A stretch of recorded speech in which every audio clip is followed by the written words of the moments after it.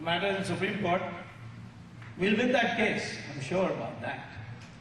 But don't you think? Don't you think that the Muslims, in a spirit of brotherhood, should give it up? Saudi Arabia one day demolished. Saudi Arabia regularly demolishes masjids. Musharraf demolished one day 7 masjids. No protest. In Saudi Arabia, the government demolished a masjid where Muhammad used to pray, read his namaz. So there was a protest. At least Muhammad's. And for what? To build a road. And some people protested. Muhammad used to read here, centuries old. Why? So the Saudi Arabia government formally issued a press note that now we feel more vindicated having demolished that masjid, because to raise this question of Muhammad reading namaz there means that idol worship has returned into Islamic practice. We cannot accept it. Therefore, we have to demolish it. So if the masjid can be demolished, we are only saying that where Kashi Vishwanath, we know, we have documents, there is no dispute that Aurangzeb ordered it. We know that what happened in Vrindavan. We know what happened in Ayodhya. There are 300 such temples, or at least, which are very important. But Hindus will say, leave 3, forget the rest. But they are not agreeable, because they get encouragement from Hindus, secular Hindus. Some people say they are secular Hindus, S-I-C-K. U-L-A-R, secular, Sikh. We know that these are the things on which the country doesn't know the truth. In America, Vishwanath Parishad is constantly buying churches. I asked an American, don't you as a Christian feel bad? These fellows are buying these churches and then converting them to temples. He said, that's only a building. Once the cross is taken out, it's a building. So churches and mandirs, churches and masjids are buildings, but not the temple.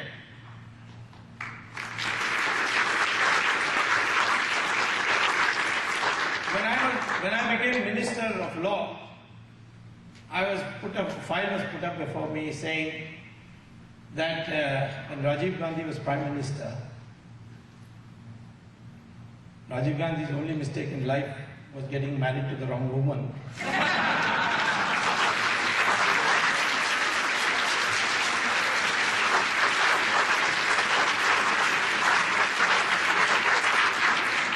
Otherwise, he was a good man. I knew him well, I worked with him, I formed the Chandrasekhar government in alliance with him. He was the one who serialized Mahabharata and Ramayana in the Indian television, which evoked that spirit. In fact, he even went and did Shilanyas in Ayodhya and began his 1989 speech by saying, time has come for us to adopt Ram Rajya in the country. This Rajiv Gandhi said. So he had apparently initiated a case where, see, in Tanjavur, one farmer was digging the ground and he hit a metal.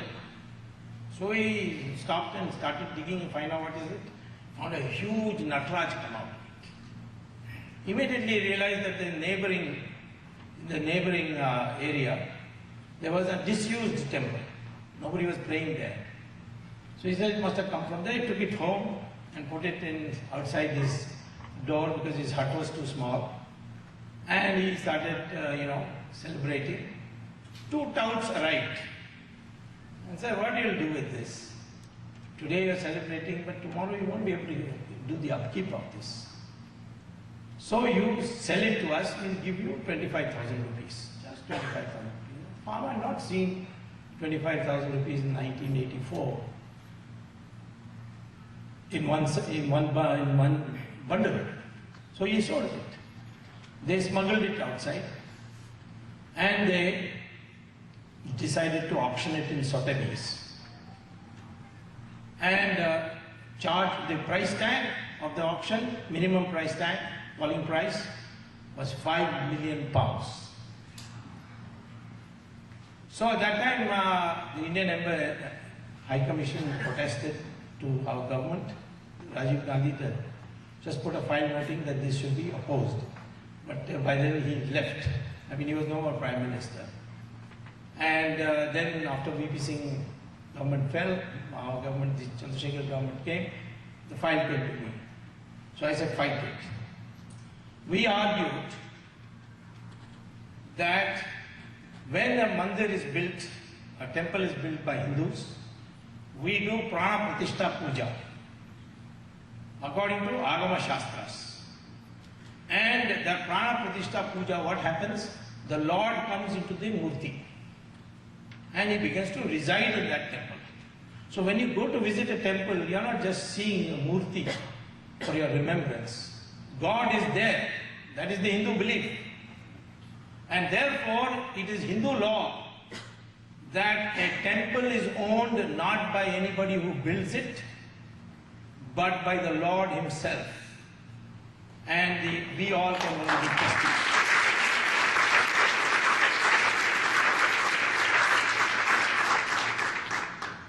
That's what the Allahabad High Court judgment also says. That Ram Lala is the owner of that central portion of the Babri Masjid. And the others are trustees. Well established. And then the House of Lords upheld our view, returned the Nataraj's that brass thing, and then the judgment says that in Hindu theology it is well established by the government of India that a temple once built is always a temple whether it is in use or disuse and shall remain without being demolished by anybody.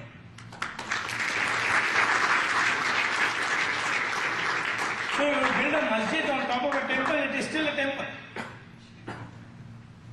This is our theology. Supreme Court of India says the masjid is a building. If there is real brotherhood, if there is to be real brotherhood between Hindus and Muslims, then of course they should give it back. Privately they all say we respect Ram. In fact, one of their poets who later went to Pakistan, I forget his name, he described Ram as Imam-e-Hind. Let me tell you one thing about Islamic thinking. I admire the Muslims on only one thing. Their mind is clear. I despise the Hindus on only one thing. They are a confused bunch. Muslims know what they want to do. And every day you can see examples of that. Muhammad divided the world into three parts. Darul Islam, where Muslims are in power. No caring for any majority or minority. Islamic law shall prevail, Sharia will reign. So in Saudi Arabia, which is Darul Islam, you cannot build a temple. You got 2 million workers, Hindu workers in these countries. You cannot build a temple in Saudi Arabia, like you are building temples here. You cannot celebrate Diwali inside your house. You cannot carry a photograph of Ramchandra ji in your pocket. If you do, terrible punishment. Will we say that this is reciprocity in India? You cannot build masjids in India, can you say that? You can't read namaz in India, can you say that? You can't have iftar party, can you say that? We don't, we are different. But the Muslims are clear that if it is Darul Islam, then no, nothing for minorities. And they have already implemented it in India. Kashmir, Muslim majority. Can any non-Muslim be Chief Minister of Kashmir? In Maharashtra, Antole became, in Bihar they become, in many places they become. Our Attorney General is a Muslim, we don't object. But the Muslims in Kashmir, no. Even in districts where Muslims are majority, in say Mau in UP, you cannot celebrate Diwali. They will not allow it. The MLA elected will ensure that he will take out a pistol and start firing. In Meerut, it's slowly becoming like that.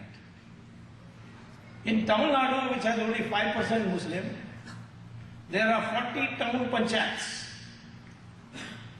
where Muslims are in majority. In the local body elections, they get elected because they vote as a bloc. And they take control. Go and see this, how the Hindus live there. I myself was taken by Hindus, thanks to Vishwa Hindu Parishad's leader Vedantam. I was taken there and I was shocked. Next to Vellore is a small town panchayat called Mel Visharam, where 75% are Muslim, fully developed with money given by the state for local bodies. But side is the Hindu area, no roads, no garbage cleaning, no schools, no buildings, no renovation. For 20 years there had been legislation, petitioning these poor Hindus. Nobody wanted to touch it. No MLA, MP, Chief Minister, nobody touched it. Finally they saw me fighting for Ram Setu, so they got hold of Vedantam. They asked me to, asked him to bring me. I went there, saw it. I asked them, have you been petitioning? Have you got records? They said, they gave me files this big. I went and filed a writ petition in the Madras High Court. First, when I argued this matter, I said that if you can't give justice to the Hindus there, partition that Mel Visharam, make it into two town panchayats. It's not big enough for one town panchayat, make them village panchayats. The Chief Justice got very upset with me and he said, you're trying to communalize.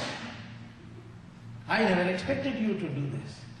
I told her, Sir Chief Justice, if you can tell me only one sentence, that minority means only Muslims and Christians, and Hindus can never be minorities anywhere, even if they are only 10% of the population, I'll walk out of this court.